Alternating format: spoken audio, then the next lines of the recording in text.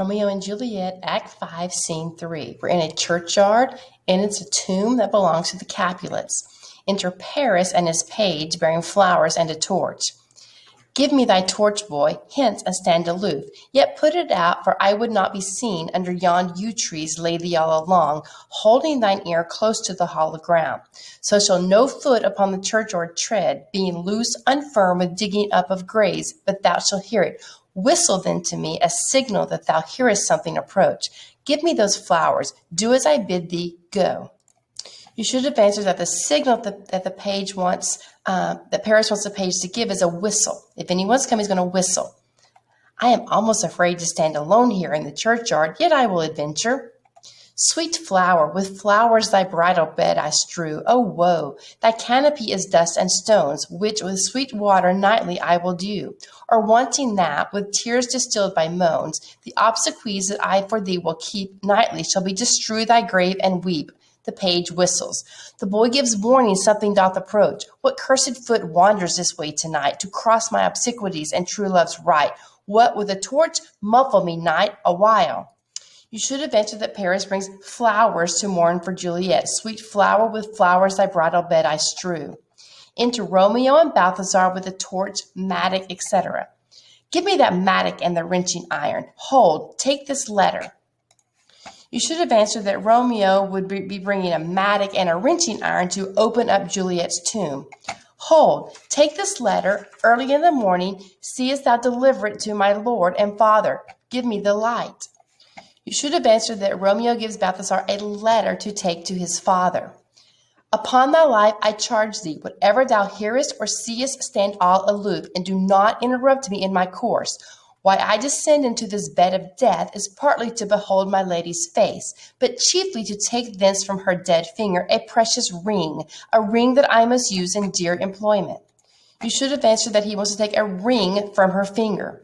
Therefore hence be gone. But if thou jealous dost return to pry in what I further shall intend to do, by heaven I will tear thee joint by joint, and strew this hungry churchyard with thy limbs. The time and my intents are savage wild, more fierce and more inexorable far than empty tigers or the roaring sea. You should have answered that he threatens to kill Balthazar if he doesn't do what he asked him to do.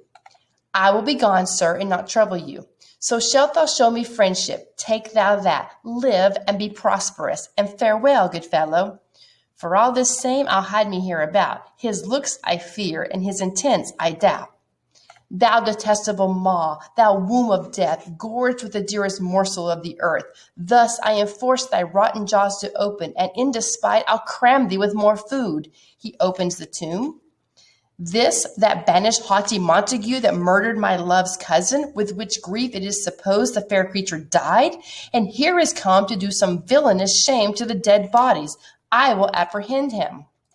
You should have answered that Paris thinks that Juliet died grieving for Tybalt, that murdered my love's cousin with such grief it is supposed the fair creature died.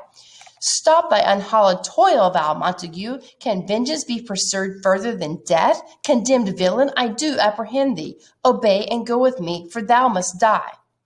I must indeed, and therefore came I hither. Good gentle youth, tempt not a desperate man. Fly hence and leave me. Think upon these gone. Let them affright thee. I beseech thee, youth, put not another sin upon my head by urging me to fury. Oh, be gone. By heaven, I love thee better than myself. For I come hither armed against myself. Stay not, be gone, live, and hereafter say, a madman's mercy bade thee run away. You should have answered that Romeo tells Paris he's at the tomb to kill himself, for I come hither armed against myself. I do defy thy conjurations, and apprehend thee for a felon here. Wilt thou provoke me? Then have at thee, boy. They fight. O Lord, they fight. I will go call the watch. He exits. Oh, I am slain. He falls. If thou be merciful, open the tomb, lay me with Juliet. You should have answered that the result of the fight between Romeo and Paris is that Paris dies. He says, open the tomb, lay me with Juliet. He dies. In faith, I will. Let me peruse this face. Mercutio's kinsman, noble county Paris. What said my man when my betossed soul did not attend him as we rode? I think he told me Paris should have married Juliet. Said he not so? Or did I dream it so? Or am I mad hearing him talk of Juliet to think it was so? Oh, give me thy hand, one writ with me in a triumphant grave. A grave? Oh, no, a lantern, slaughtered youth. For here lies Juliet, and her beauty makes this vault a feasting presence full of light. Death, lie thou there, by a dead man interred. He lays Paris in the tomb. How oft, when men are at the point of death, have they been merry, which their keepers call a lightning before death.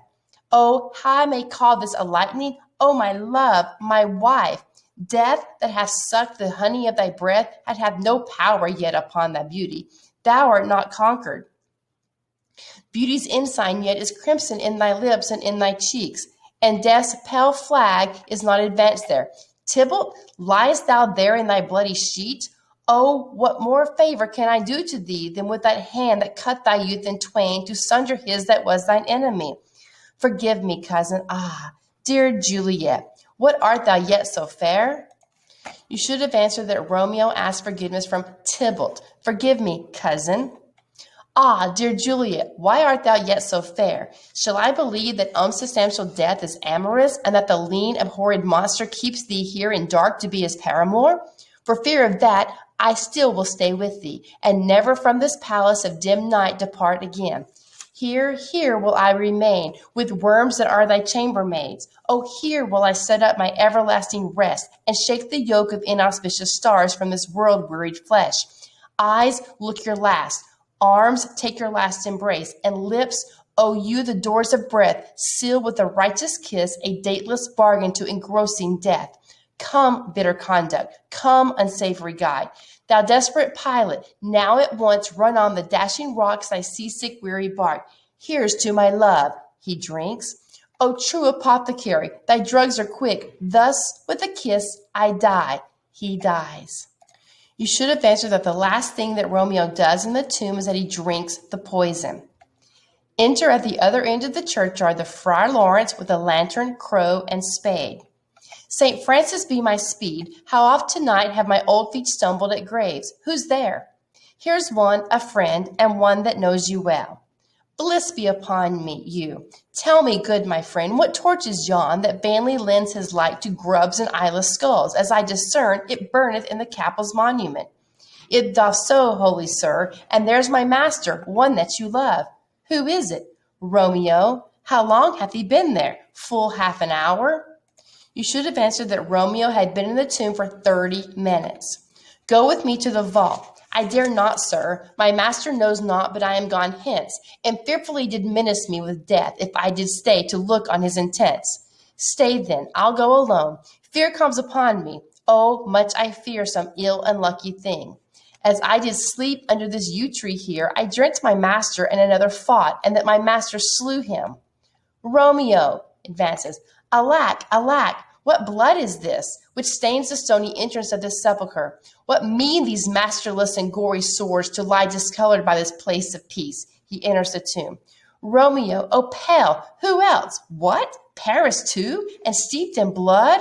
Ah, what an unkind hour is guilty of this lamentable chance. The lady stirs. Juliet wakes. O comfortable friar, where is my lord? I do remember well where I should be, and there I am. Where is my Romeo? Noise within. I hear some noise, lady, come from that nest of death, contagion, and unnatural sleep. A greater power than we can contradict hath thwarted our intents. Come, come, away. Thy husband in thy bosom there lies dead, and Paris too. Come, I'll dispose of thee among a sisterhood of holy nuns. Stay not to question, for the watch is coming. Come, go, good Juliet. You should have answered that Friar Lawrence was to take Juliet to a sisterhood of holy nuns. Noise again, I dare no longer stay. Go get thee hence, for I will not away.